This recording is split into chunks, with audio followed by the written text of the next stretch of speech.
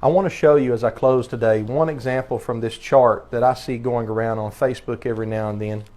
Whenever I see a chart like this, it makes me grit my teeth because I know somebody was ignorant and shared it and didn't know what they were talking about.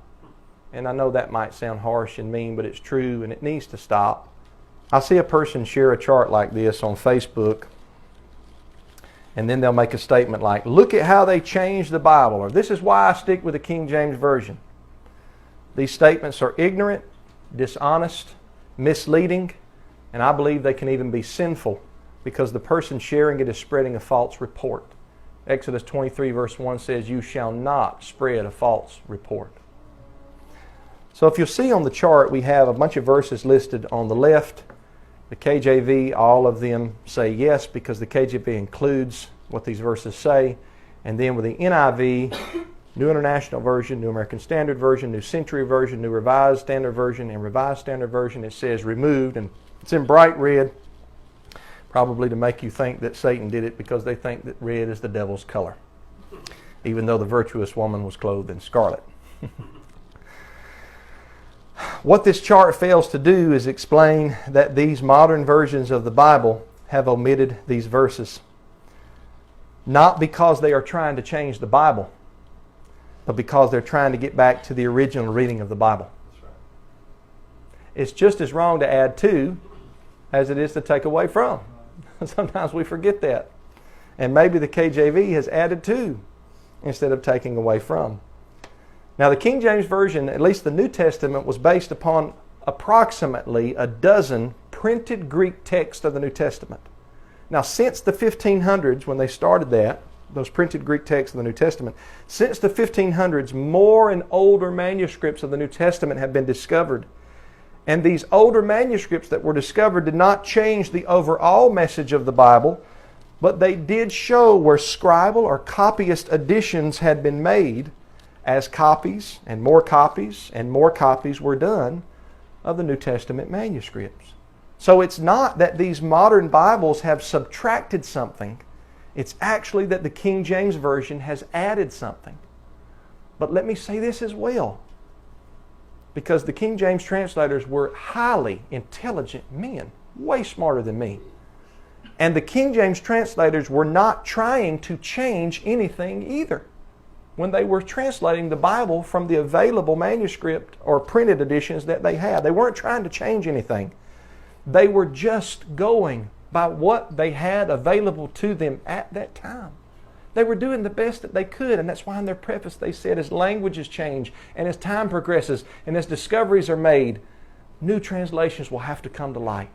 Let's look at one verse on this chart, Matthew 18 verse 11.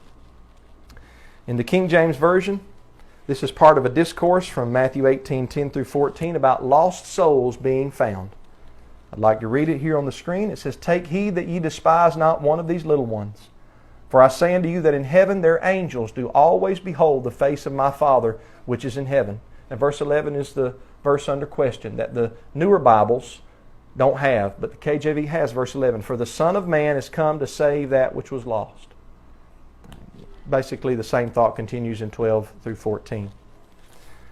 Now in the New International Version, the NIV, verse 11 is not there. It just skips from verse 10 to verse 12. The NIV adds a footnote here that speaks of the verse existing in later manuscripts. The New English Translation, that net Bible I showed earlier with the 60,000 plus footnotes, they add a footnote here explaining the reason behind leaving the verse out of their translation. You'll notice here on the screen in the Net Bible, verse 10 says, see that you do not disdain one of these little ones, for I tell you that their angels in heaven always see the face of my Father in heaven. Then it's got a footnote, but there's no verse 11. It just goes to verse 12.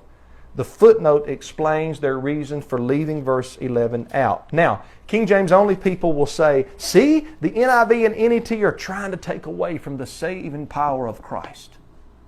He's got saving power. The Son of Man has come to seek and to save that which was lost. The NIV removes that. The NET removes that because they don't believe in the saving power of Christ. Hogwash.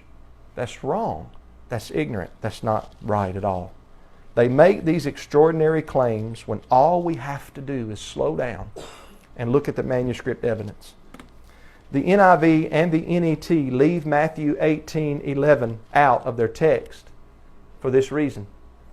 The best and oldest manuscripts of the New Testament Gospel of Matthew do not contain that verse.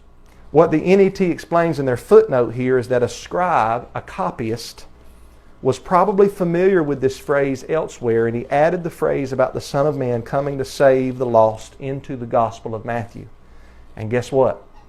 In both the NIV and the NET, in Luke chapter 19, verse 10, in that famous story about Zacchaeus, the wee little man that climbed the sycamore tree for the Lord he wanted to see, in Luke 19:10 it says, "For the Son of Man has come to seek and to save the lost."